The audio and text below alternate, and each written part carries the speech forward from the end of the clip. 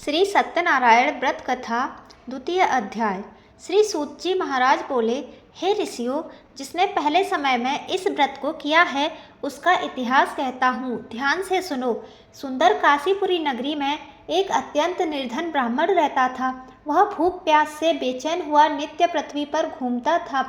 ब्राह्मणों से प्रेम करने वाले भगवान ने वृद्ध ब्राह्मण का रूप धारण कर उसके पास जाकर आदर के साथ पूछा, हे विप्र, नित्य दुखी हुआ पृथ्वी पर क्यों घूमता है? दीन ब्राह्मण बोला, मैं निर्धन ब्राह्मण हूँ, भिक्षा के लिए पृथ्वी पर फिरता हूँ। हे भगवान, यदि आप इसका उपाय जानते हो तो कृपा करके कहो। वृद्ध ब्राह्मण बोला कि सत्यनारायण भगवान मन वांछित फल देने वाले हैं, इसलिए हे ब्राह्मण, तू उनका पूजन कर, जिसके करने से मनुष्य सब दुखों से मुक्त होता है। ब्राह्मण को व्रत का सारा विधान बतलाकर बूढ़े ब्राह्मण का रूप धारण करने वाले श्री सत्यनारायण भगवान अंतर ध्यान हो गए। जिस व्रत को वृद्ध ब्राह्मण ने बतलाया है, मैं उसको अवश्य करूँगा। यह निश्चय करने पर उसे रात में नींद नहीं आई। वह सवेरे उठ सत्यनारायण भगवान के व्रत का निश्चय कर भिक्षा के लिए चला। उस दिन उसको भिक्षा में बहुत सारा धन मिला, जिससे बंधु बांधवों के साथ उसने श्री सत्यनारायण भगवान का व्रत किया। इसके करने से वह विप्र सब दुखों से छूटकर अनेक प्रकार की संपत्तियों से युक्त हुआ। उस समय से वह विप्र हर मास व्रत करने लगा। इस तरह सत्यनारायण भगवान के व्रत को जो करेगा वह सब पापों से छूटकर मोक्ष को प्राप्त होगा। आगे जो पृथ्वी पर श्री सत्यनारायण भगवान का व्रत करेगा वह मनुष्य सब दुखों से छूट जाएगा। इस तरह नारद जी से नारायण जी ने कहा, हुआ यह व्रत मैंने तुमसे कहा। हे विप्रो, मैं अब और क्या कहूँ? ऋषि बोले, हे मुनिवर, संसार में उस विप्र से सुनकर और किस किस ने इस व्रत को किया, हम वह सब सुनना चाहते हैं। इसके लिए हमारे मन में श्रद्धा है। श्री सूत जी महाराज बोले, हे मुनियों, जिसने इस व्रत को किया है वह सब मैं आपको बतलाता हूँ।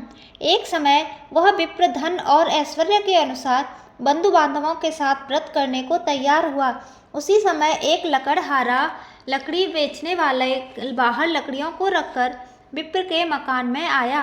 प्यास से दुखी लकड़हारा उनको व्रत करते देखकर विप्र को नमस्कार कर कहने लगा कि आप यह क्या कर रहे हैं और इससे करने से क्या फल मिलता है, कृपया मुझसे बतलाइए। ब्राह्मण ने कहा, सब मनोकामनाओं को पूरा करने वाला यह श्री सत्यनारायण भगवान का व्रत है।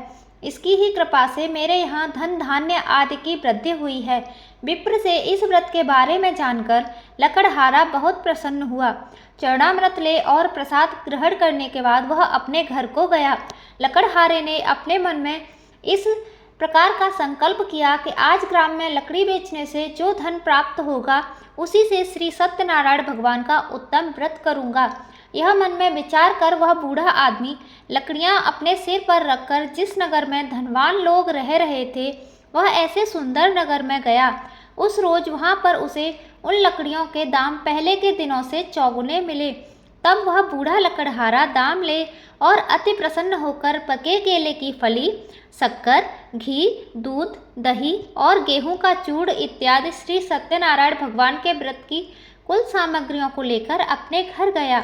फिर उसने अपने भाइयों को बुलाकर विधि के साथ भगवान श्री सत्यनारायण जी का पूजन और व्रत किया।